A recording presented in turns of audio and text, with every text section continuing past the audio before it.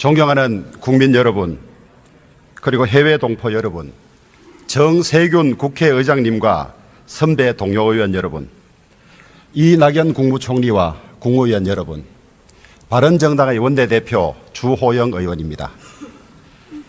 며칠 전 북한이 제6차 핵실험을 강행하면서 한반도가 미정유의 위기 상황으로 빠져들고 있습니다.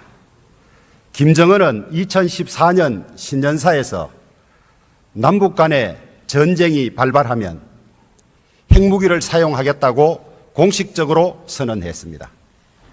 김정은의 광기와 무모함에 통제불능으로 치닫고 있습니다. 북한의 ICBM 발사와 6차 핵실험 강행은 대한민국 국방안보의 대실패입니다. 북한은 3대 60년에 걸쳐서 집요하게 핵무장과 미 본토 타격 능력을 갖추기에 집착해온 반면에 그동안 5년 임기의 대한민국 대통령들은 임기 내 단기 상황 관리에만 치중하였고 2년 미만 임기의 국방부 장관과 합참의장들은 정권의 눈치만 살피면서 전쟁은커녕 전투 결심조차 제대로 할 수 없는 결기 없는 사람들로 채워졌습니다. 그 결과가 바로 오늘의 참담한 안보 대실패를 가져왔습니다. 핵폭탄의 ICBM 탑재는 북한 핵 개발에 대한 레드라인이 아니라 북한 핵 개발의 종착역입니다. 사정이 이러함에도 불구하고 문재인 정부와 여당은 전 정부가 결단한 사드 조기 배치조차 이리저리 연기하면서 대화만을 외쳐왔습니다. 우리는 정부의 이와 같은 안이한 인식과 대응에 대해서 무수히 비판해왔습니다. 이제 대한민국은 광기 어린 김정은의 핵공갈에 수시로 공포를 느끼면서 살아가야 할 처지로 전락했습니다. 북한은 대한민국을 인질로 삼아서 이 핵무기로 같이 죽자고 겁박하면서 돈과 식량과 석유를 뺏어낼 것입니다. 시간이 갈수록 북한의 핵공갈은 훨씬 더 강도를 더해갈 것이 분명합니다. 전쟁을 겁낸 나라는 전쟁을 피해갈 수 없었으며 전쟁을 철저히 준비한 나라만이 평화를 지켜낼 수 있었다는 역사적 교훈을 가벼이 여기고 북핵은 협상용이며 북한은 대한민국을 상대로 절대 전쟁을 할 수 없는 나라라고 했던 사람들, 북핵에 대해서 강경 대응을 요구하면 그러면 전쟁을 하자는 말이 나면서 눈을 부릅뜨던 사람들, 지금 다 어디에 있습니까? 우리가 이 북한의 협박에 이대로 굴종해야 하는 것입니까? 이제 대한민국은 오늘의 처참한 안보 대실패를 그대로 감수하고 갈 것인지 이 문제의 궁극적 해결을 위해서 사생결단의 중대 결정을 해야 할 것인지 절박한 결단의 순간에 직면해 있습니다. 대한민국의 안위를 최종 책임진 문재인 대통령께서 현 상황의 의미와 대책을 국민들에게 직접 설명해 주실 것을 요청합니다. 결단이 필요하다면 국민들에게 희생과 고통 분담을 과감히 요청하십시오. 우리 국민들은 나라를 지키는 일이라면 어떤 고통도 감내할 준비가 되어 있습니다. 잃었던 나라를 피로써 되찾고 6.25 전쟁에서 목숨을 바쳐 나라를 지켜낸 우리 국민들은 이런 절박한 위기에 그대로 앉아 계실 리가 없습니다. 저희 바른정당은 대선 때부터 안보 문제에 있어서만큼은 가장 현실적이고 강력한 방안을 마련해 왔다고 자부합니다. 문재인 대통령과 여당은 저희 바른정당의 안보 국방 관련 대책을 부디 경청하시고 반드시 실행해 주실 것을 요청합니다. 첫째, 다층 미사일 방어 체제를 조속히 구축해야 합니다. 상층, 중층, 하층에서 단계마다 요격 가능한 중첩적 미사일 방어 체계를 철동같이 구축해야 합니다.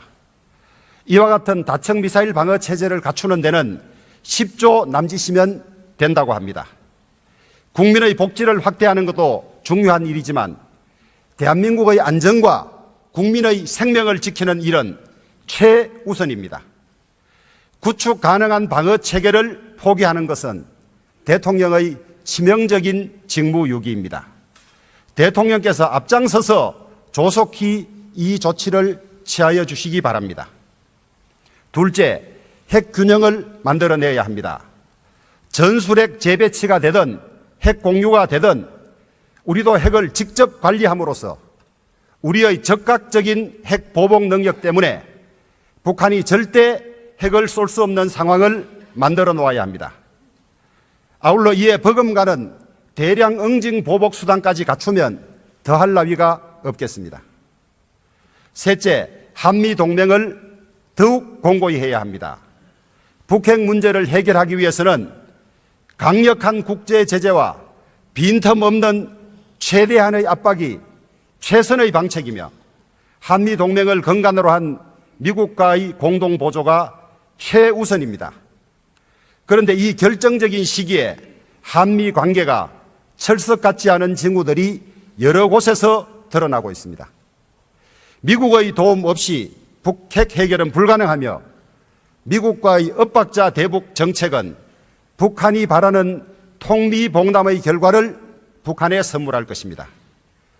뿐만 아니라 첫째의 다층 미사일 방어체제 구축과 둘째의 핵균형을 만들기 위해서도 미국의 협력은 필수 불가결하기 때문입니다. 그런데 시간이 얼마 남지 않았습니다. 해리 해리스 미 태평양 사령관의 예측에 의하면 북한의 핵미사일 실전 배치에는 1년 정도의 시간밖에 남아있지 않습니다. 북한의 핵미사일 실전 배치는 김정은이 틈만 나면 되뇌이는 통일대전, 즉 한반도 적화 통일의 첫 시나리오의 첫 단계가 완성되는 것입니다. 뿐만 아니라 성동격서로 의표를 찌르는 북한의 대담한 기습적 국지도발 가능성에 대해서도 이 자리에 함께한 국방장관께서 사전에 철저히 대비해 주실 것을 촉구합니다. 문재인 대통령의 여야정 안보협의체 구성 제안에 대해서는 이미 지난 2월 이 자리에서 여야 안보정책 공동위원회 구성을 제안한 바가 있는 저로서는 늦었지만은 적극 찬성하고 환영합니다. 존경하는 국민 여러분, 문재인 정부는 박근혜 정부의 헌정 파괴에 대해 적폐청산을 앞세운 촛불 민심으로 탄생했습니다. 저 자신은 나라다운 나라를 만들겠다, 모든 국민들의 대통령이 되고 싶다는 문재인 대통령에게 상당한 기대를 걸었던 것이 사실입니다. 그러나 겨우 4개월이 지난 지금 저는 기대를 서서히 접으려고 합니다. 문재인 대통령은 지난 정부의 실정에 대한 반사이익으로 또 잘 연출된 소통으로 그리고 너도 나도 수혜자가 되리라는 기대에 부풀게 하는 복지 풍년으로 높은 지지율을 구가하고 있습니다. 하지만 현재의 지지율이 아무리 높다 해도 이는 신기루일 뿐입니다. 하루아침에도 폭락할 수 있는 것이 민심입니다. 역대 모든 정부의 지지율은 취임 초에는 높고 임기 말에는 낮아지는 예외 없는 현상을 보였습니다. 겸손이 필요합니다. 문재인 정부의 실패는 대한민국의 실패이고 대한민국 국민의 실패이기 때문입니다. 부디 이 정부가 성공하기를 바라는 간절한 마음을 담아서 몇 가지 고언을 드리고자 합니다. 가장 먼저 인사 실패 문제를 지적하지 않을 수가 없습니다. 대통령께서는 후보 시절에 인사 배제 5대 원칙을 천명하고 인사 추천 실명제까지 도입하겠다고 공약하셨습니다. 김진표 국정자문위원장도 인사청문회 제도가 시작된 2005년 이후의 위장 전입, 세계적인 논문 표절 기준을 도입한 2007년 이후의 논문 표절에 대해서는 어떠한 사유로도 용서하지 않겠다고 했습니다. 그런데 그 결과가 어떠합니까?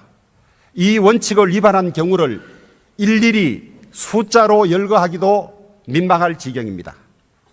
이 자리에 계신 국무총리를 포함한 22분의 장관들 중에서 여기에서 자유로운 분이 과연 몇 분입니까? 고위공직 후보자 중에서 중도에 낙마한 사람이 5명이고 청문 보고서가 채택되지 못한 사람도 5명이나 됩니다. 청문 보고서가 채택되었지만은 사퇴했어야 마땅한 후보들도 한둘이 아닙니다. 또 코드 인사, 연줄 인사는 왜 그리 많은 것입니까? 40년 만에 검찰 출신 기용으로 파격 인사를 한 관세청장도 알고 보니 대통령의 고등학교 후배이고 노무현 참여정부 청와대 출신이었습니다. 법제처장도 아무런 공직 경험이 없는 변호사로서 대통령이 몸담았던 법무법인 소속이었습니다.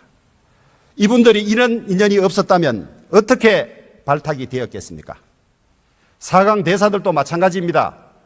그 어느 때보다도 외교적 역량과 능력이 필요한 시점임에도 불구하고 캠퍼 출신으로 채워졌습니다.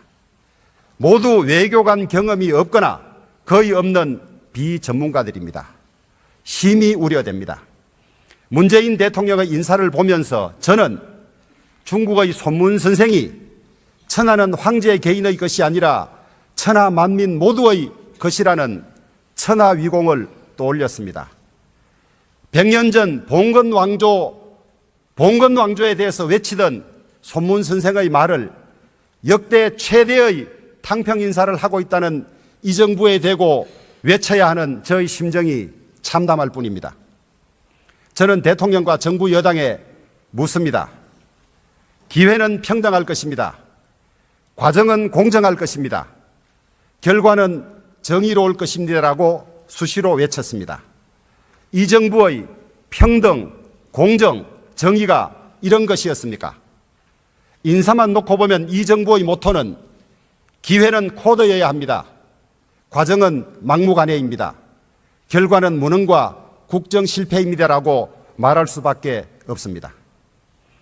옛말에 하늘은 그 시대가 필요로 하는 인재를 충분히 낸다고 했습니다. 조금만 더 고개를 돌리면 훨씬 유능한 인재들이 훨씬 많습니다. 대통령은 취임사에서 저에 대한 지지 여부와 상관없이 유능한 인재를 삼고초려해서라도 일을 맡기겠다고 말씀하셨습니다. 처음 말씀하셨던 것처럼 널리 인재를 구하십시오. 탕평까지는 바라지도 않겠습니다.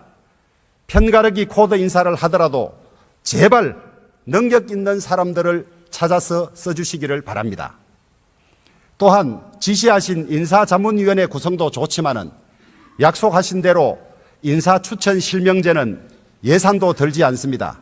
즉시 실행해 주기를 바랍니다. 이 정부 100대 국정과제 중에서 제1순위가 적폐청산입니다. 적폐청산을 내세워서 정권을 잡을 수는 있지만 적폐청산을 내세워서 정권이 성공할 수는 없습니다. 적폐청산에 국가 에너지를 소진할 정도로 나라 사정이 한가하지도 않습니다. 국민들이 문재인 정부에 바라는 참된 적폐청산은 무엇보다 지난 시대 적폐를 가능하게 했던 제왕적 권력 시스템의 청산과 정비입니다. 그러므로 적폐청산은 이 제왕적 권력 시스템을 물려받은 문재인 정부가 자기 자신의 권력을 스스로 쳐내는 것에서 시작하여야 합니다. 적폐 프레임은 낡은 보수 진영이 정략적 공격을 위해서 사용하던 종북 프레임과 하등 다를 바가 없습니다. 진실로 바라건대 마음에 새겨 넣은 분노와 원한이 있다면 그 블랙리스트를 이제는 활활 태워 없앨 것을 부탁합니다. 존경하는 국민 여러분, 최고의 헌법 해석기관인 헌법재판소장은 가장 중립적이고 가장 보편적인 분이 지명되어야 합니다.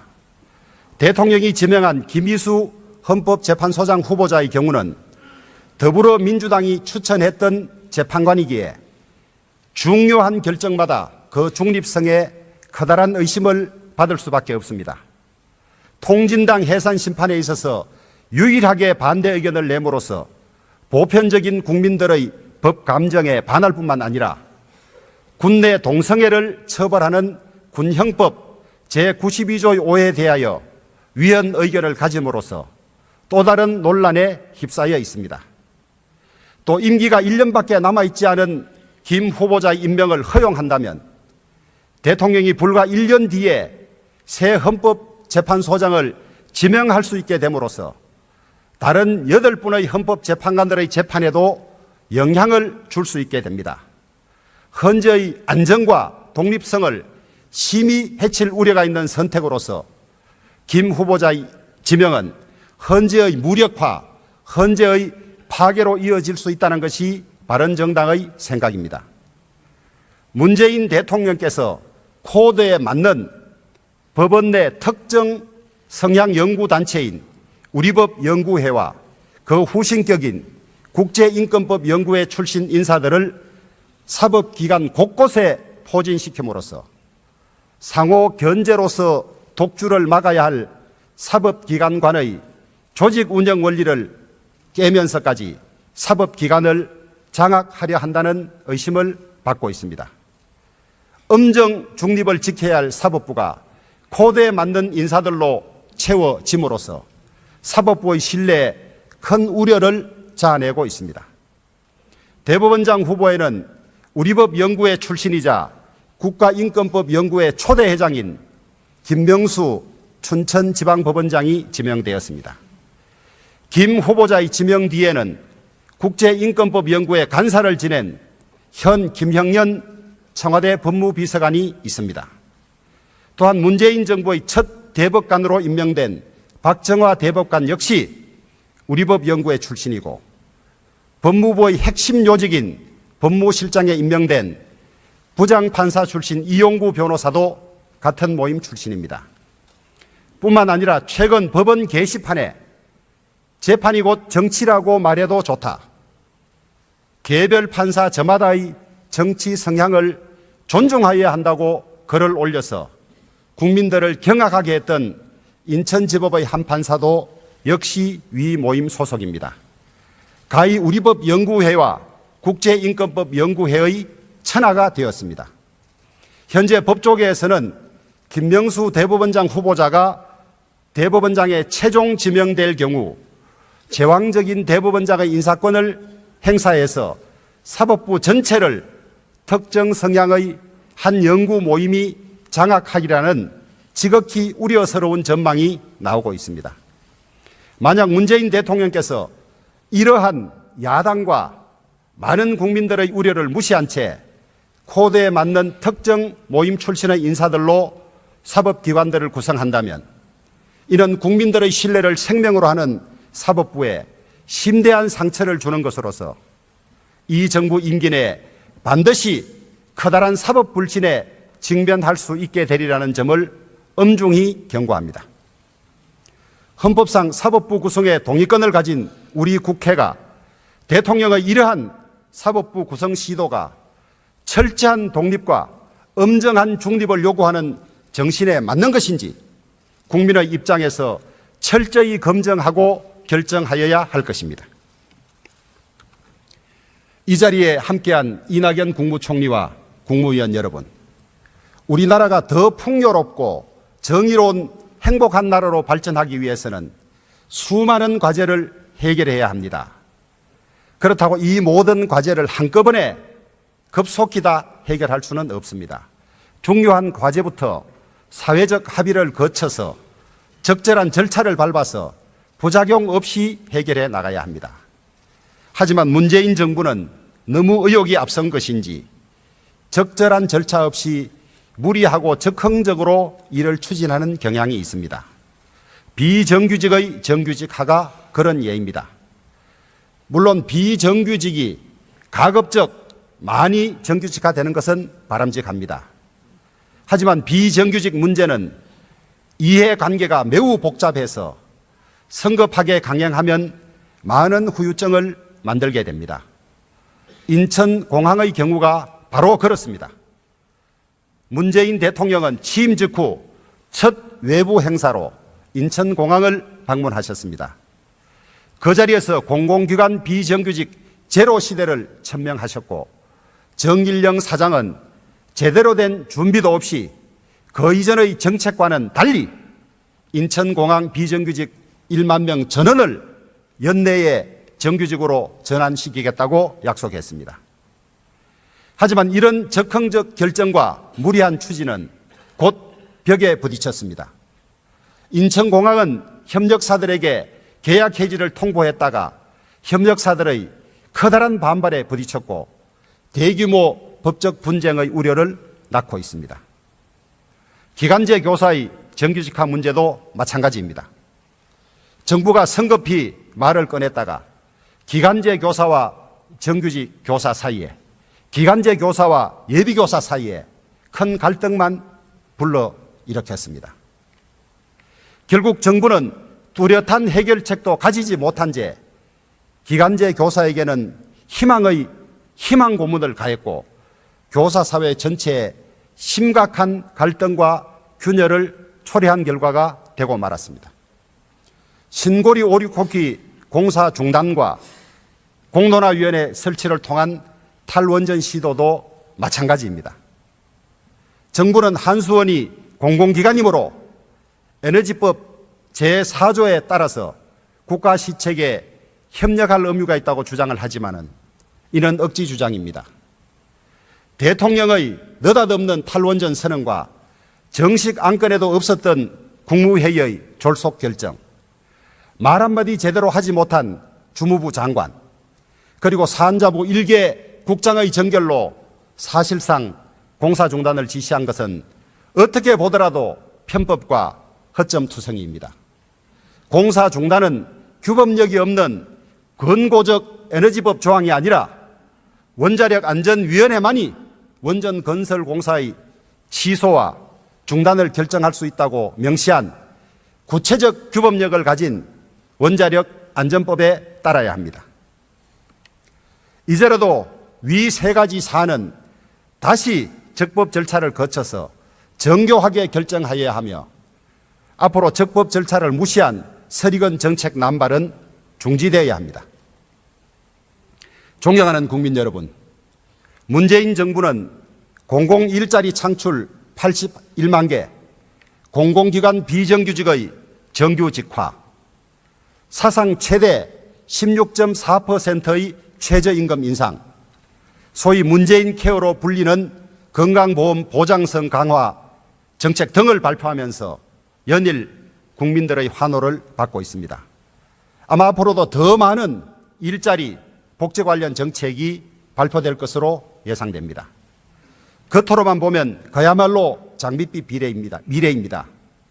하지만은 내막을 들여다보면 오늘은 잔치, 내일은 빚잔치입니다.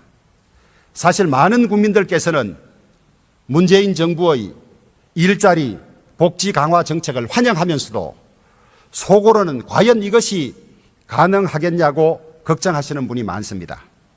그 걱정이 맞습니다. 정부는 100대 국정과제에 178조 원의 재원이 소요되고 이에 대한 재원 대책이 마련되어 있다고 주장하고 있습니다. 100대 국정과제에 실제로 소요될 예산은 적게는 260조에서 많게는 무려 350조에 달한다는 추계까지 나오고 있는 실정입니다. 뿐만 아니라 그 재원 조달 계획은 대선 후보 때 다르고 100대 국정과제 발표 때 다르고 또 올해 예산안에서 또 다릅니다. 한마디로 짜맞추기 계획에 불과한 것이 드러났습니다. 또 국정기획자문위원회의 국정 5개년 계획을 보면 위 178조에 더해서 추가 사업을 위해서도 80조가 넘는 재정 투자가 필요하다고 말하고 있습니다. 이에 대해서는 재원 대책조차도 마련되어 있지 않습니다. 게다가 문재인 정부는 이 모든 사업을 위해서 2%의 경제 성장률을 훨씬 넘는 확장 재정으로 총 지출을 임기 중 평균 5.8%씩 늘리겠다고 합니다. 말로는 서민 정세는 없다고 외치지만은 실은 김동연 경제부총리가 솔직히 고백했듯이 당장 내년부터 20조 중반대의 적자 국채를 발행하면서 해결할 수밖에 없으며 이 국채 발행은 고스란히 우리 국민들과 후세대들의 빚이 될 뿐입니다. 포퓰리즘은 늘 국민의 이름으로 행해지지만은 그 끝은 국민들의 고통과 몰락입니다. 우리는 치밀한 재원 조달 계획을 갖추지 않은 채 눈앞의 정치적 인기만을 위해서 무리하게 복지를 확대하려다가 나라 전체를 파탄으로 몰고 간 외국의 사례를 잘 보고 있습니다. 이 나라들은 모두 지금 문재인 정부의 정책과 판박이 정책인 평균 임금과 최저임금의 인상, 무상의료와 무상교육, 연금제도와 기초보장제도의 급속한 확대, 공무원의 대폭 정원을 시행했습니다. 그 결과 이 나라들은 현재 빈곤의 확대, 엄청난 실업률, 그리고 상상을 초월하는 수준의 인플레이션으로 지금까지도 극심한 고통에서 헤어나지 못하고 있습니다. 현명하지 못한 선의가 초래한 불행한 결과입니다. 문재인 정부는 이러한 외국 사례들을 결코 답습해서는 아니 됩니다. 이 세상에 공짜는 없습니다. 우리 세대가 잘 살자고 그렇지 않아도 저출산 고령화와 저성장으로 어려울 것이 뻔한 후손들의 몫을 우리가 빼앗아 쓰는 것은 죄악에 가깝습니다. 저는 문재인 정부의 100대 과제와 관련해서 이번에 이러한 재원 대책을 강구하고 투자 우선순위를 정리할 복지재정특위를 만들어서 여야가 머리를 맞대고 진지하게 논의해서 결론을 낼 것을 제안합니다. 문재인 정부의 노동과 복지 강화 정책은 이른바 소득주도 성장이라는 이름 아래 진행되고 있습니다. 이 정책으로 가계의 가처분 소득이 늘어나고 소비가 늘어나서 우리 경제가 성장할 수 있다는 논리입니다. 복지를 늘리면 성장이 이루어진다는 것은 전혀 검증되지 않은 허황된 주장입니다. 진보 진영 내부에서조차도 비판이 나오는 걸로 알고 있습니다.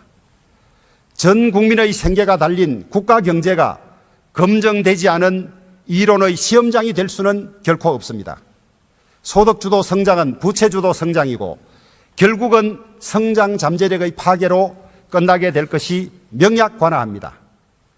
대기업과 부자들에게 법인세와 소득세를 매년 5, 6조 원씩 더 물린다고 해서 해결되지 않습니다. 5년도 가지 못할 죽음의 처방전입니다. 우리 경제는 혁신주도 성장해야 합니다. 김대중, 노무현, 이명박, 박근혜 정부의 19년간 경제 성장률은 5년마다 1%포인트씩 하락했습니다.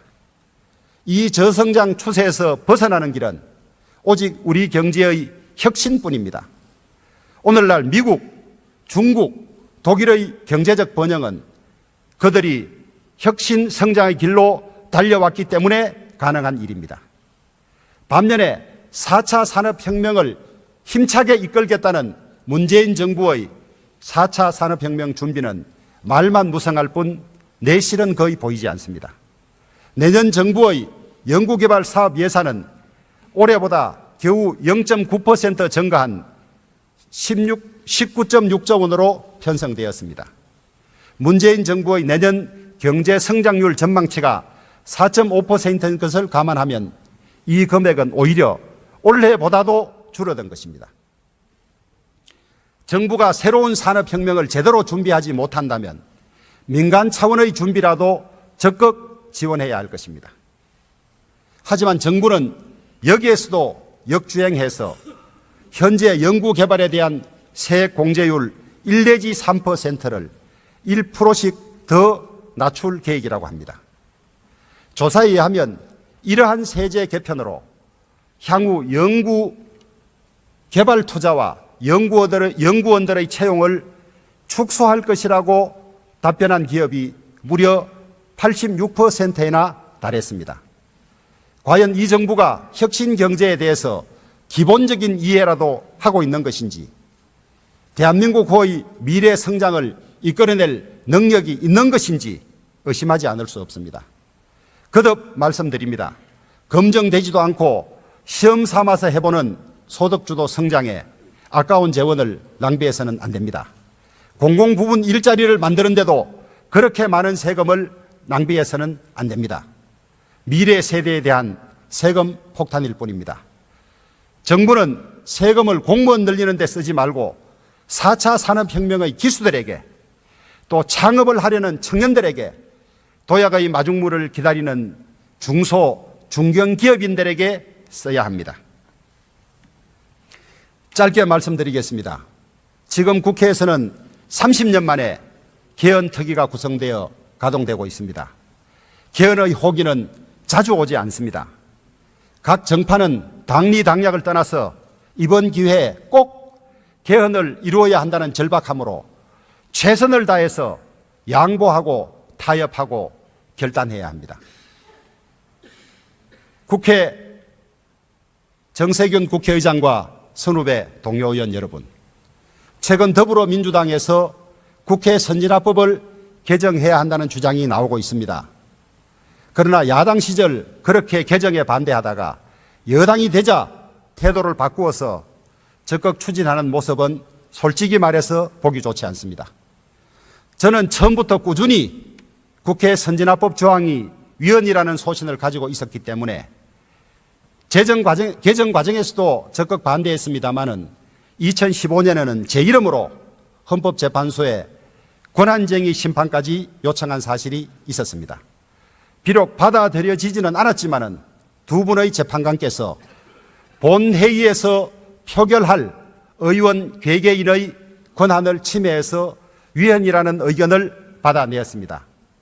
하지만 저는 당장 이 법의 개정과 시행에는 반대합니다.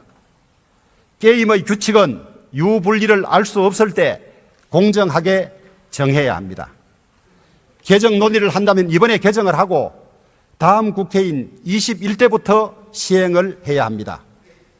이제는 유불리를 떠나서 유불리에 따라서 말이 바뀌는 그때 달러의 악순환을 여나 야나 모두 벗어나야 합니다. 정권이 바뀔 때마다 권력이 방송을 장악하려는 시도로 늘 시끄러웠습니다. 방송법 개정 문제와 김장겸 MBC 사장에 대한 체포영장 발부 문제에서 보는 것처럼 문재인 정부 아래서도 방송 장악 시도는 여전히 그치지 않고 있습니다.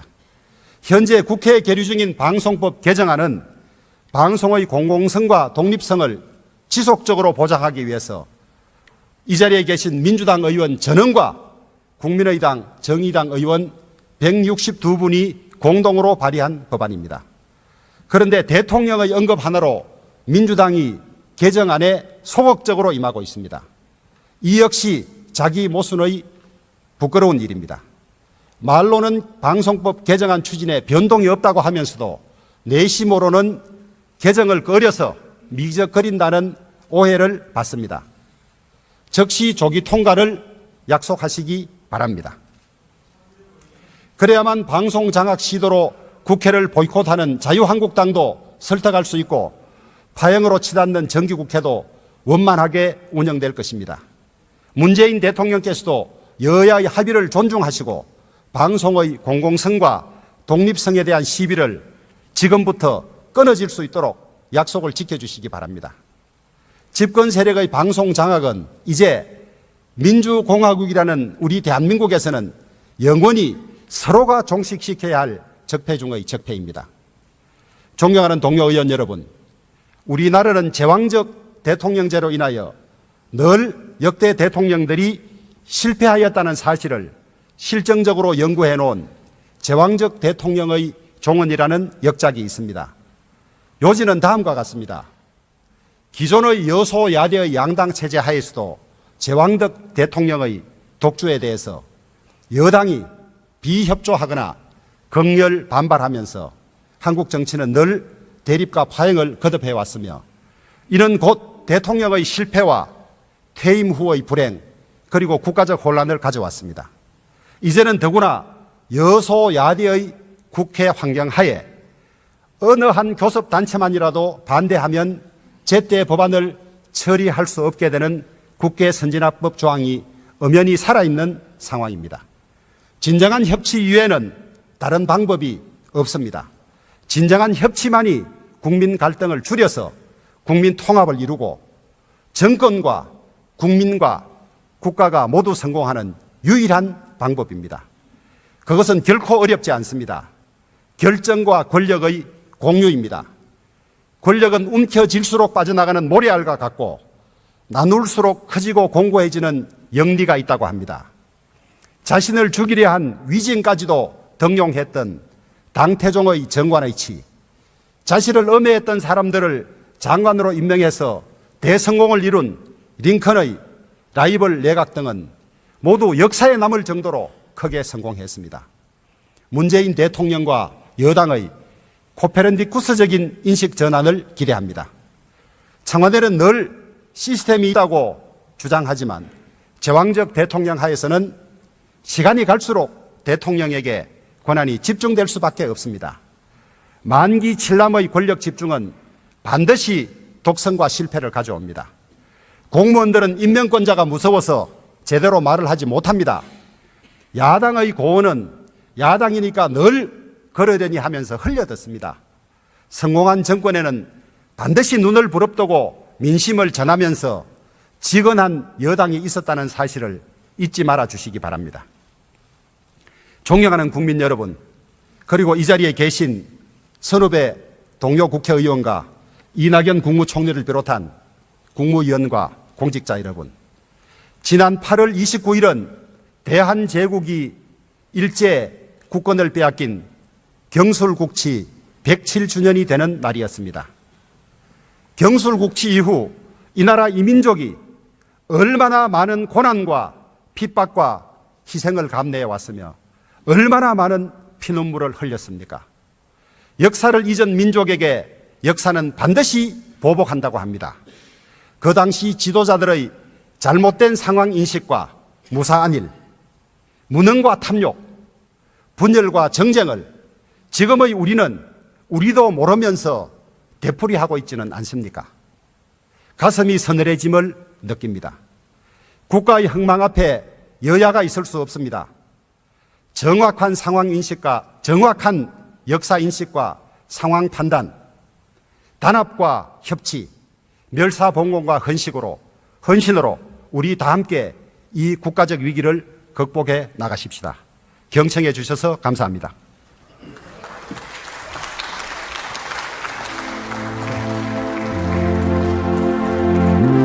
주호영 원내대표 수고하셨습니다.